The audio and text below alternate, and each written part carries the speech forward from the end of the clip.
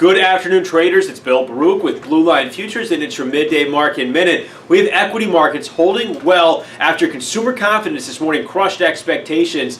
But we're seeing the S&P trade right around 2,900, the S&P, the NASDAQ, and the Russell. We talked about all three of these in the Morning Express and what levels to watch.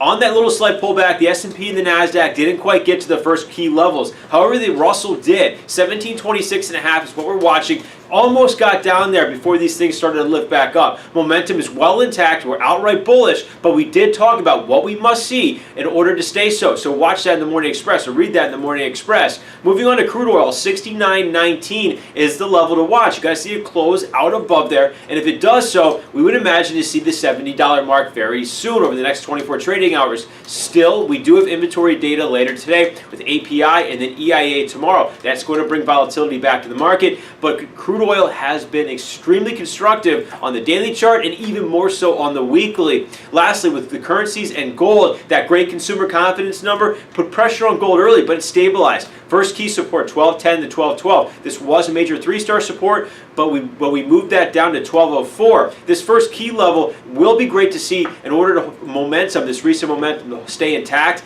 Gold did trade the 1220 early this morning, but it has pulled back a little bit. We're expecting consolidation after that move from Friday. It is not abnormal to see this thing consolidate just a little bit. But one thing we are watching is in the dollar index. It did trade down sharply lower overnight and into this morning, but that consumer confidence number lifted the dollar.